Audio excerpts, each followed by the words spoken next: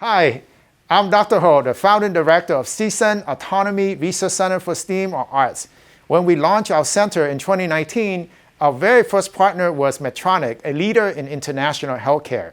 As Medtronic says, extraordinary things happen when we work with healthcare systems to engineer new solutions.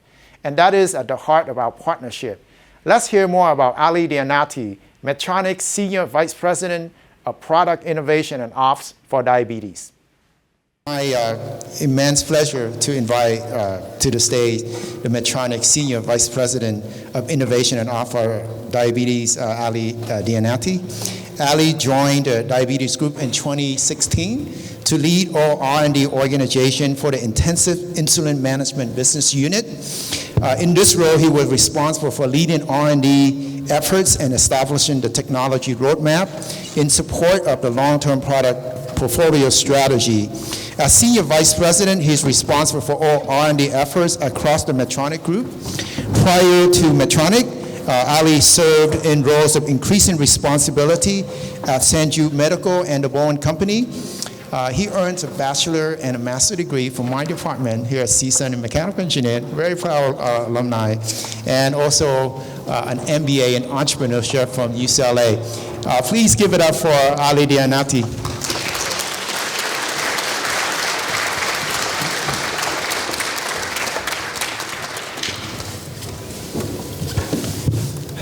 Thank you so much for coming today, Ali. It's my pleasure.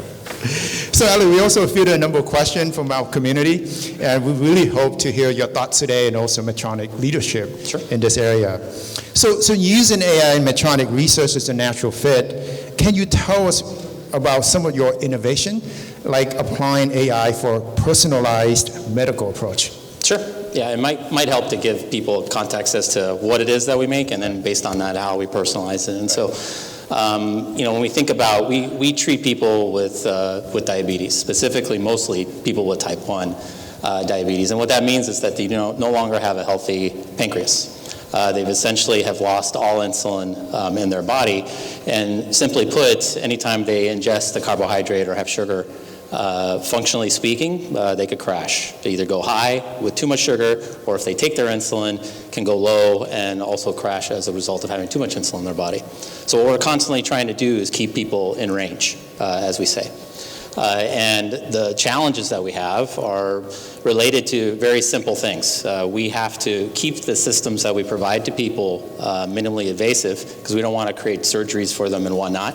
And as a result, they have to put these systems in their subcutaneous tissue. So they carry them on their body.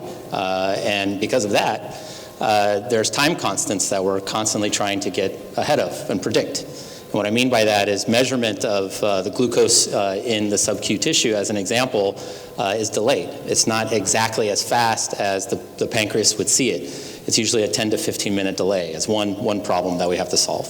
The second is when people inject insulin in the first place, there's a time constant with that as well, and that's usually 1, 2, 3 hours, depending upon their own metabolism. So imagine we're asking people to dose a very lethal drug, it's actually a hormone, not a drug, but and have a 3.5 hour kind of delay to keep up after someone, let's just say, eats a meal. So a lot of the work that we do is try to predict what's happening and get ahead of it and minimize those time constants. And so a good example of that is thinking about their habits. For those of you that, maybe not the students so much, but have a 9-to-5 job, usually get up at a certain time, you then have breakfast at a certain time, and then as a result of that, we can see, based off of your habitual patterns, when we should potentially start dosing that insulin to get ahead of your meal, as an example, would be one way that we use AI. The other is thinking about the power of your mobile phone and what that brings to light in terms of the number of sensors it has, right? And the example that I give to people a lot of times is, think about your favorite restaurant that you go to. How often have you ordered the same meal? Very often, probably. And if we have that insight, then we can dose as soon as we know that you're at that restaurant. and be prepared to accommodate accordingly. Because the truth is, the dilemma that we have in treating diabetes is one of compliance and keeping ahead of day-to-day life. It's difficult. I mean, we have 100 things thinking about ourselves with those of us that have a healthy pancreas that we don't think about. Every time we eat, we don't consider the fact that, I have to take my insulin, how much to take. And many of you, I'm sure, maybe have tried to get on fad diets and those kinds of things and just count your carbs. The data that we have suggests that, at least in our patient population, that the error in terms of counting those carbs is plus or minus 50%. And so we're asking people to dose insulin with that type of error going into it, aside from the fact that they have this other 3 hours that they have to make up for. And so the challenges are all built upon that premise, getting ahead of what they need, trying to manage to keep them in that range, and then doing that with specialty means, specifically machine learning, AI, and otherwise, to stay ahead of it. So Ali, how has AI transformed healthcare, especially in the world of diabetes? And what do you envision AI's role in healthcare in the next few decades? Yeah, I think it's enabling. There's no doubt about it. And at least for Medtronic, aside from what we do in diabetes, we're in a multitude of other disease states. I think the most impressive thing as a corporation that we have done is helped surgeons, especially on the orthopedic side of things, decide how to go about their treatment plans. And what I mean by that is, let's say someone breaks their arm, and then as a result of that, we know that they're going to need plates and screws to be able to reenact that arm and try to get the maximum amount of mobility out of it.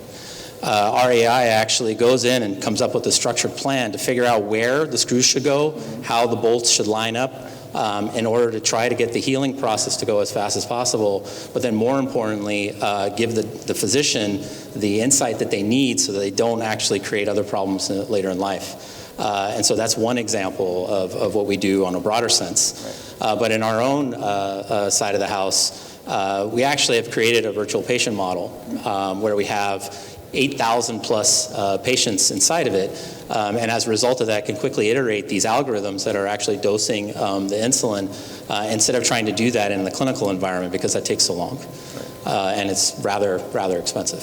So we've been using those techniques by taking our real world data and modeling what a typical patient may be, and that's probably a misnomer in itself. A typical patient for us could be a 2-year-old, a 40-year-old, an 80-year-old, could have a BMI of 15, could have a BMI of 40, every variability you can think of. And so as a result of that, we have to make the algorithm accommodate them all.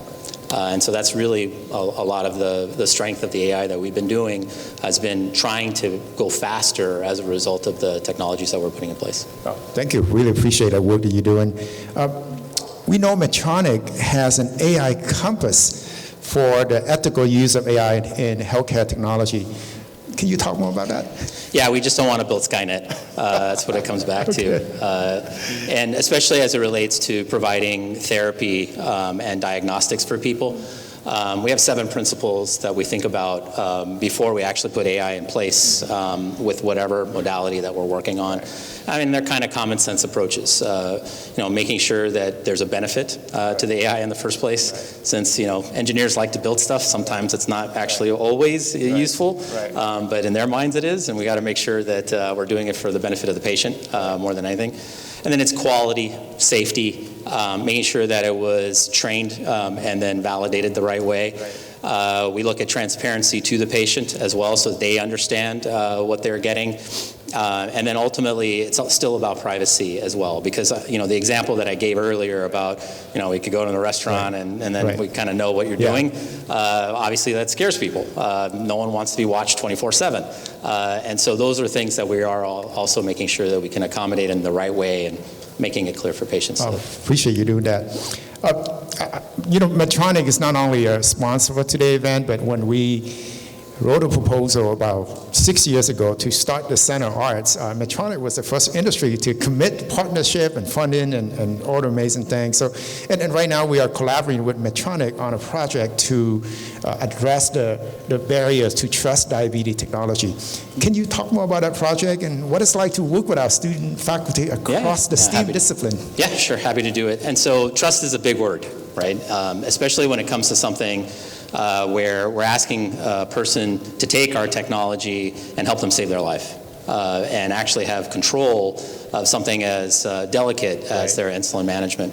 And so what we've been doing, especially we've been seeing across all populations that the types of individuals that are accustomed to using our technologies don't represent the population of the United States, specifically the Latinx, the Black, and the underserved in general are not attuned to what we do and how we do it. And so what we've tried to do is understand that better, and it comes back to trust. Many people feel as though what we provide is a scam to make money. And yes, there is an aspect of, creating, a business that's viable as a result of that. But the intent is actually to help people and figuring out a way to communicate with them and for them to understand, and then us also making it a standard of care for them is clearly something that we need to figure out, and glad to see that we can do that here with this team. I think the key thing that they're learning, and all of us are learning, quite frankly, is perspective. In any case of whenever you want to build a technology, you got to understand your environment and the problem you want to solve, and they're helping us identify those things. Well, thank you, and I really also take this opportunity to say thank you to all the Medtronic scientists, engineers, and who have not only worked with us, but in my view, really mentor our professor and mentor our student, and that's, I have deep gratitude for that. It's been an amazing collaboration. Great. Yeah, and Ali, so many people are afraid of AI, or honestly, many people have jobs that have been affected directly by AI. What advice do you have for them? I'm afraid of it too. I think I wouldn't go so far as saying we need to regulate it. I think that might be too far. I do think that Larry's point of creating standards and guidelines is a smart way of going about it. It's a technology, and we have to understand it. And so I think the fear, the best way to serve that is to explain to people how it works and why it does what it does. I know at least it's interesting because I think it's generational as well. My kids think it's the greatest thing since sliced bread. The first time I gave them access to ChatGPT, they wanted to do their homework off of it.